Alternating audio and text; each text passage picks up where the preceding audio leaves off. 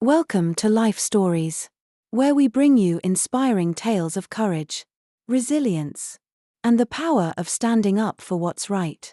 In today's story, we follow the remarkable journey of Margaret Dawson, an ordinary woman who turned an extraordinary act of defiance into a movement for justice. What started as a quiet refusal to move on a Chicago bus became a powerful reminder that one voice can ignite change.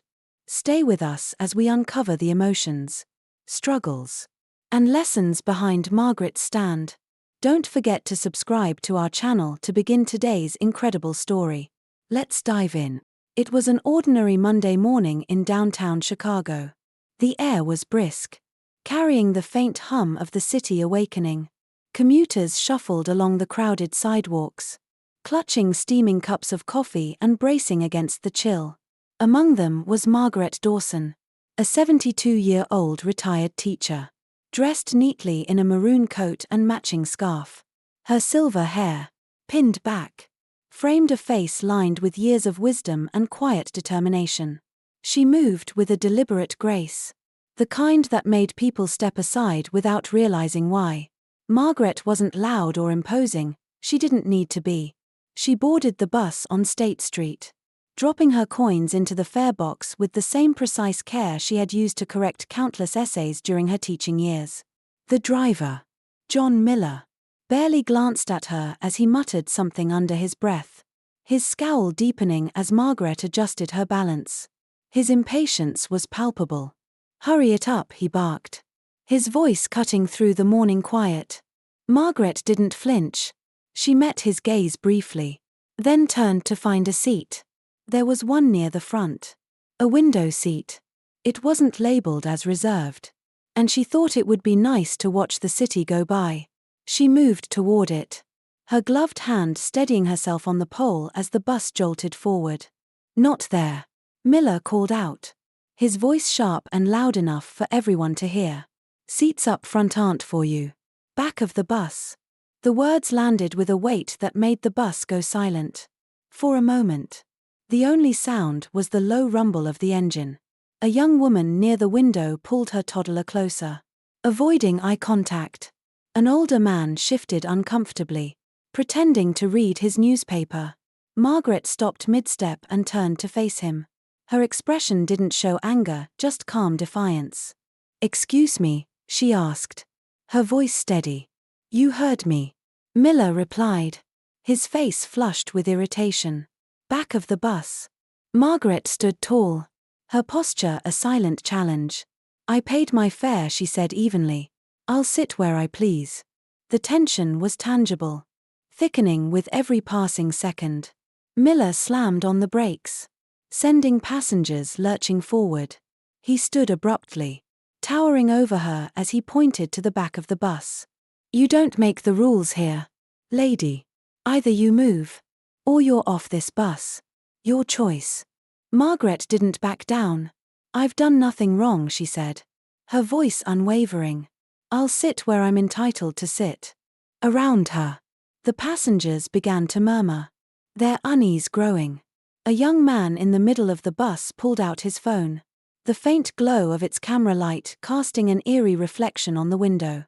Some whispered in agreement with Margaret, while others seemed torn between supporting her and wishing for the confrontation to end quickly.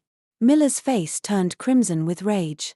He grabbed his radio and barked into it, calling for transit security. The bus remained idle in the middle of the street, the hum of the engine now joined by the growing sound of honking cars outside. Margaret stood her ground, her hand lightly gripping the cold silver rail. Her calm demeanor was a stark contrast to the chaos that was beginning to unfold. Passengers exchanged uneasy glances. A mother near the front cradled her toddler tightly, her lips pressed into a thin line. An older man adjusted his tie, his eyes fixed firmly on the floor. A teenage girl whispered to her friend, "This is ridiculous." Margaret's voice cut through the murmurs. "This isn't just about me," she said, her words clear and deliberate. "It's about what's right. Spare us the speech." Miller snapped, cutting her off. "You're off this bus the second security gets here." From the back of the bus, A little boy tugged on his mother's sleeve. Why is the driver yelling at her? Mommy, he asked in a loud whisper. His mother hushed him quickly, glancing nervously at Miller. Margaret caught the boy's curious gaze and offered a gentle smile. Sometimes, she said softly, people don't like being challenged when they know they're wrong. Don't talk to him, Miller barked, his voice booming through the bus. His frustration seemed to grow with every passing moment. The young man with the phone spoke up, his voice steady. You're digging yourself into a hole. Man. Everyone's gonna see this. Miller turned his glare on him, his jaw tightening. The faint sound of a siren began to pierce the tense atmosphere, signaling the arrival of transit security. Margaret remained unmoved, her calm presence a beacon of quiet strength amidst the growing storm. Passengers whispered nervously, their eyes darting between her and the driver. As the siren grew louder, the weight of the moment pressed down on everyone. For Margaret, it wasn't about defiance for its own sake, it was about dignity. It was about standing up, not just for herself, but for every person who had ever been told they didn't belong. She wasn't backing down. Not today. And as the bus door hissed open to let in the officers, it became clear that the battle unfolding here was about more than just a seat on a bus. It was about the quiet power of choosing to stand firm when it mattered most. The siren grew louder, cutting through the icy tension inside the bus. Outside, traffic had slowed, and curious onlookers gathered, craning their necks to see what was happening. The bus door hissed open, and 2 transit security officers stepped aboard, their crisp uniforms in stark contrast to the chaos they were walking into. John Miller wasted no time. Finally, he barked, jabbing a finger toward Margaret. She's refusing to comply and holding up the whole bus. The officers exchanged a glance, their neutral expressions giving nothing away.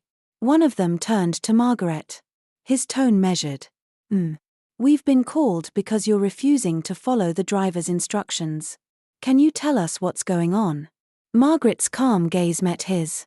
I paid my fare, she said firmly. I'm entitled to sit where I please. He's the one causing the disruption. Not me. Miller scoffed loudly. She's breaking the rules. The front seats are priority seating. And she doesn't belong here. For who?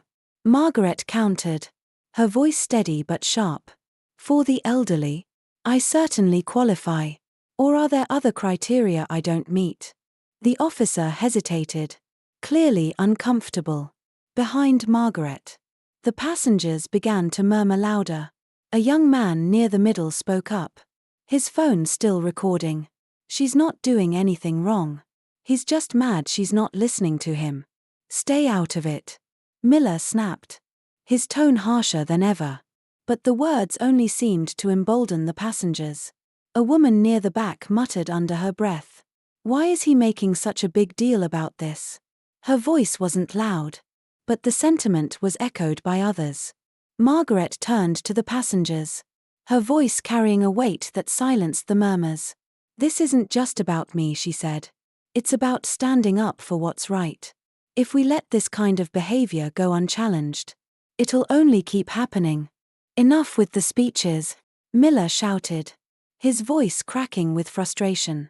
You're off this bus as soon as they haul you out of here. The tension in the bus was almost unbearable. A little boy's voice broke through it, innocent and curious. Why is the driver so angry at her? Mommy, he asked. His mother looked away, avoiding eye contact with Margaret and Miller alike. But Margaret smiled gently at the child.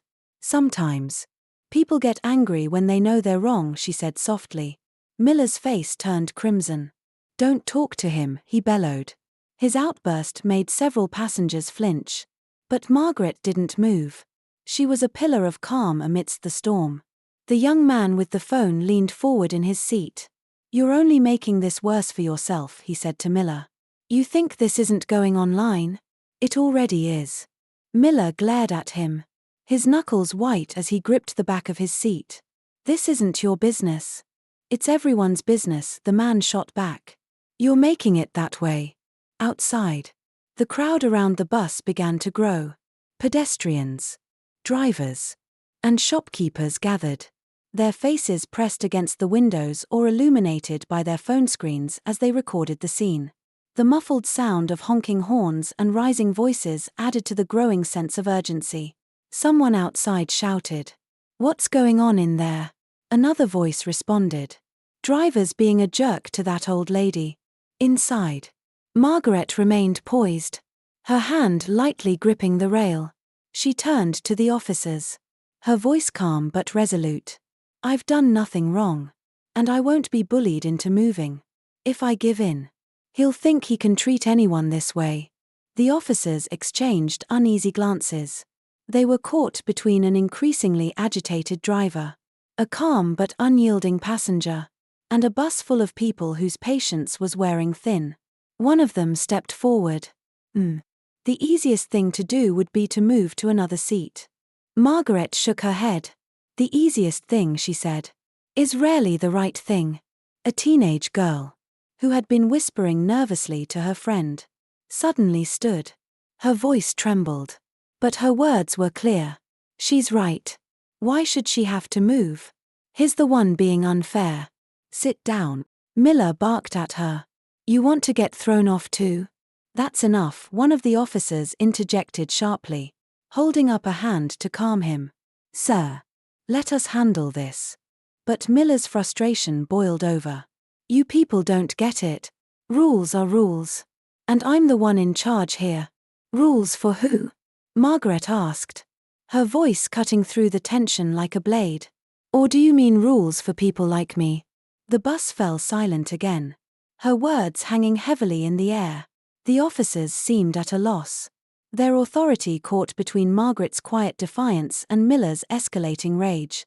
Outside, the crowd began to chant, their voices rising in unison, "Let her sit. Let her sit."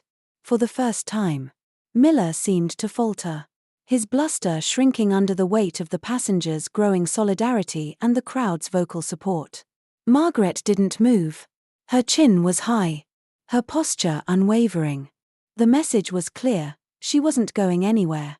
The chants outside the bus grew louder, their rhythm pounding like a heartbeat. "Let her sit. Let her sit." The crowd had swelled into a sea of faces, some holding up their phones, others calling out to the passengers inside. From the back of the bus, a man in a suit finally broke his silence. "This is ridiculous," he said, his voice calm but resolute. "She hasn't done anything wrong. Let's just move on." Miller turned on him, his anger now spilling over onto anyone who dared to speak. "You think you can do my job better? Be my guest." The man held his gaze, unflinching. "Maybe I would if it meant treating people like human beings." Before Miller could respond, the first transit officer stepped forward, his tone sharp with authority. "Driver, that's enough. We need to de-escalate this situation now." But Miller was past the point of reason. He threw up his hands in frustration. "You're just going to let her get away with this? Unbelievable." The second officer stepped closer, his voice measured but firm. "Sir, if you keep escalating this, you're going to be the one facing consequences." The weight of those words seemed to land, but only for a moment. Miller glanced toward Margaret, his jaw tightening. "Fine," he muttered, stomping back toward his seat. "Do whatever you want." Margaret remained seated, her shoulders back and her head high. She wasn't triumphant, just steadfast, as if this was merely the next step in a long road she had always known she'd walk. Around her, the passengers seemed emboldened. The teenage girl who had spoken up earlier stood again, her hands gripping the edge of her seat. "She's right," the girl said, louder this time. "This isn't fair. And it's not okay." From the back, someone else chimed in.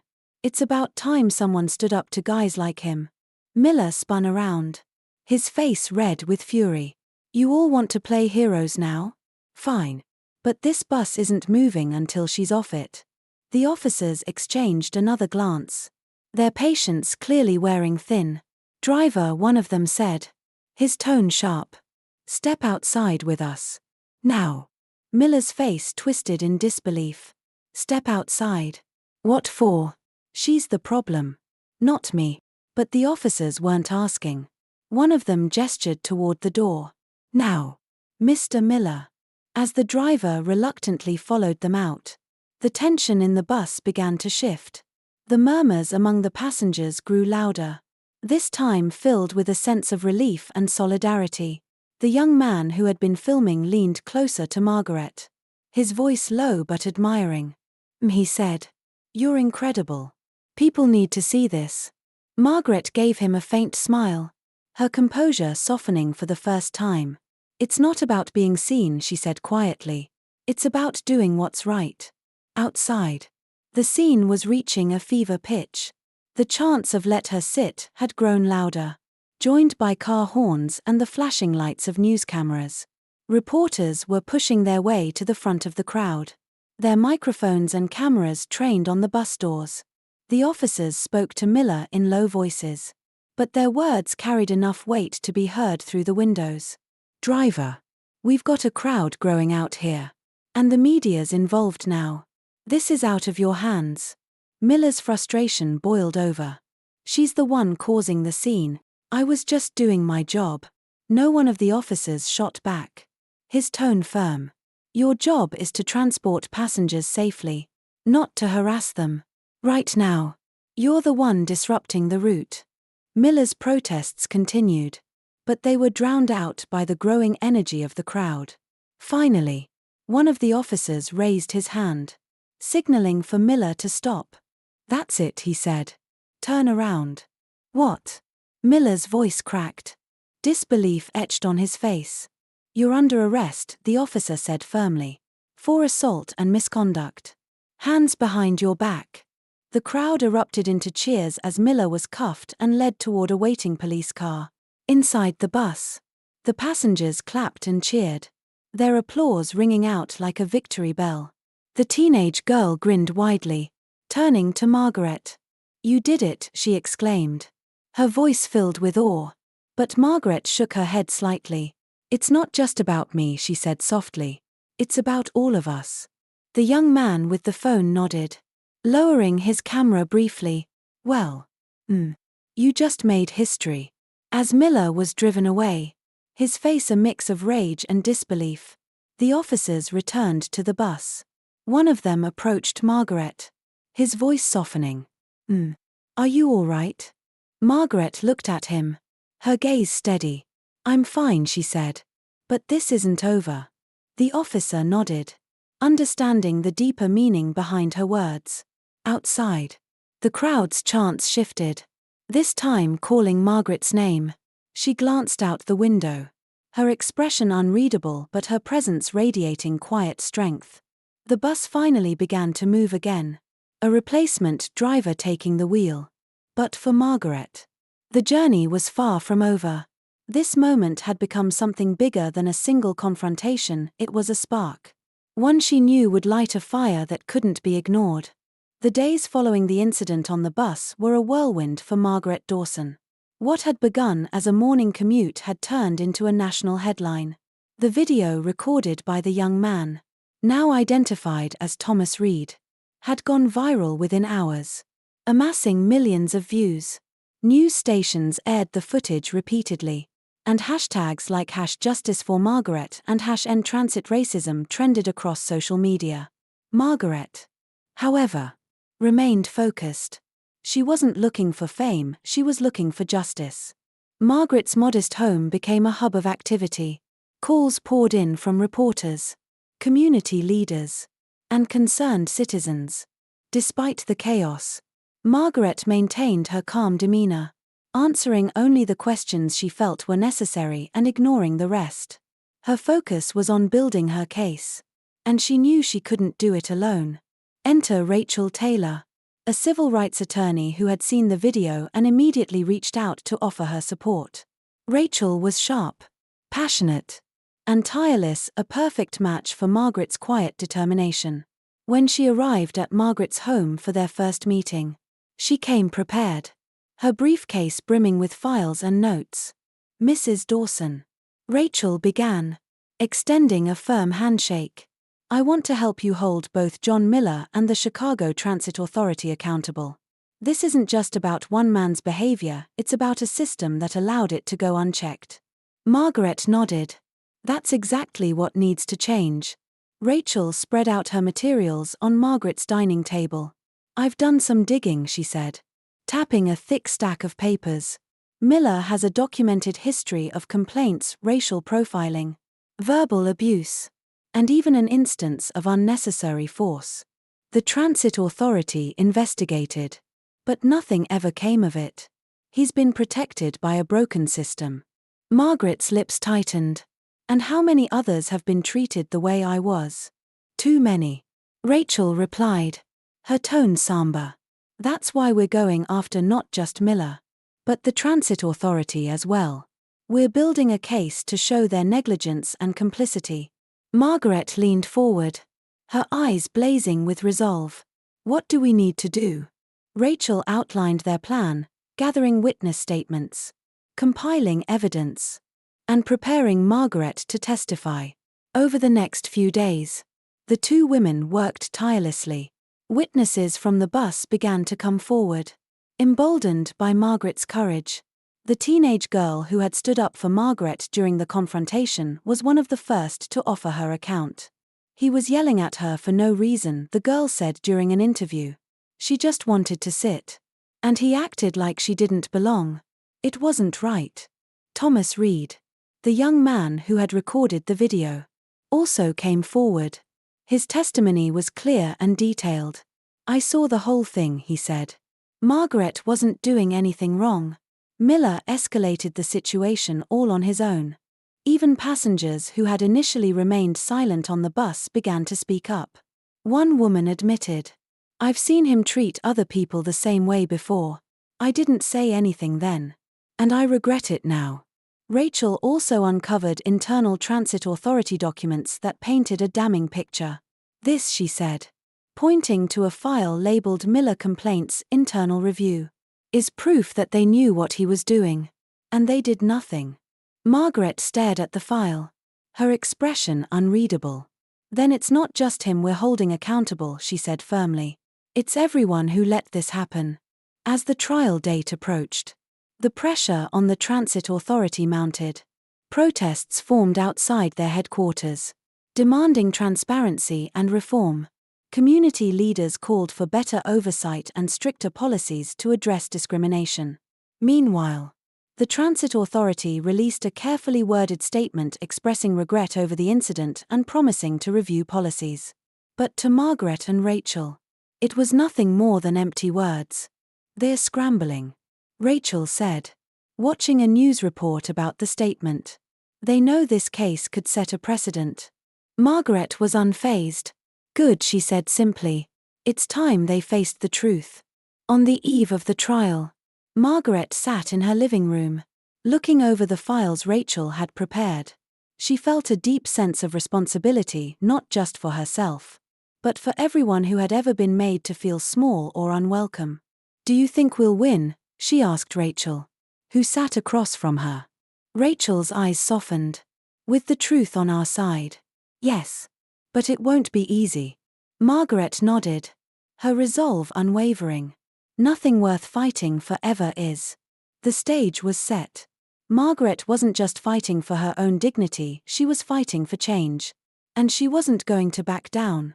The day of the trial arrived with a crisp autumn chill in the air. Margaret Dawson stood at the courthouse steps, her maroon coat buttoned against the wind. Beside her was Rachel Taylor, her attorney, carrying a briefcase full of evidence and a quiet determination in her stride. A large crowd had gathered, holding signs that read "Justice for Margaret" and "End Transit Racism." Cameras flashed as reporters shouted questions, their voices blending with the chants of the protesters. Margaret paused before climbing the steps. Her eyes swept over the crowd, her expression calm but resolute. She wasn't just walking into a courtroom, she was walking into a moment that felt larger than herself. "Are you ready?" Rachel asked, her voice steady. Margaret nodded. "I've been ready for this my whole life." Inside the courtroom, the atmosphere was heavy with anticipation. Every seat was filled, from reporters in the gallery to concerned citizens who had come to witness the trial. At the defendant's table sat John Miller, his face pale and drawn. His lawyer whispered urgently in his ear, but Miller barely responded. His gaze fixed on the floor. Rachel began with her opening statement, her voice clear and unwavering. "This case is about more than an assault on a bus," she told the jury. "It's about a pattern of abuse and a system that allowed it to continue unchecked." Margaret Dawson stood up not just for herself, but for every person who has ever been told they don't belong. "Today, we ask you to hold John Miller and the Chicago Transit Authority accountable for their actions or their lack of action." The prosecution's case was meticulous. Rachel called witness after witness to the stand, starting with passengers from the bus. The teenage girl who had spoken up during the confrontation recounted the events with a mixture of nerves and conviction. "He just started yelling at her," she said. "She wasn't doing anything wrong. She just wanted to sit down." Rachel nodded. "And how did his behavior make you feel?" The girl hesitated before answering.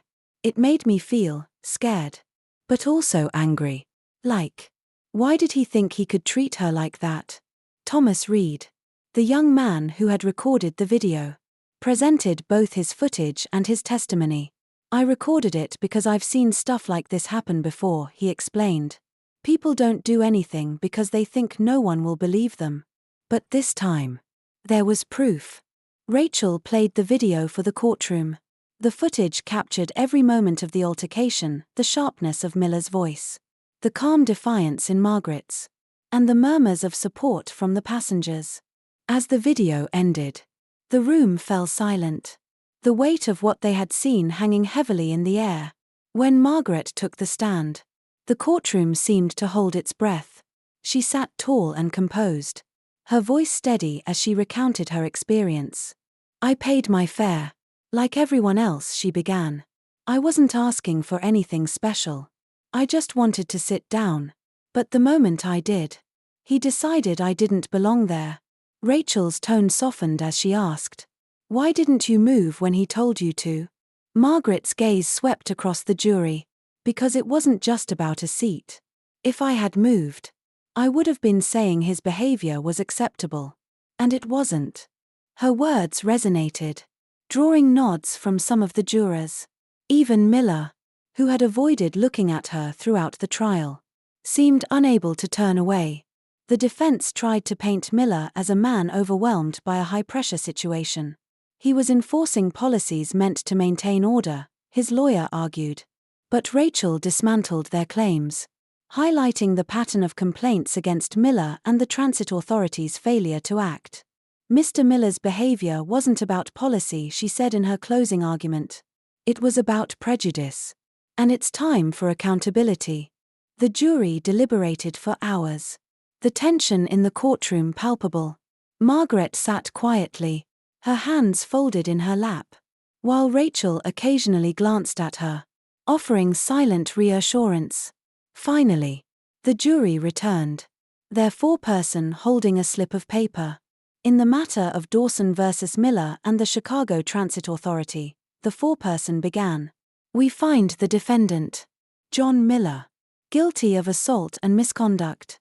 We also find the Chicago Transit Authority liable for negligence in failing to address repeated complaints against the defendant."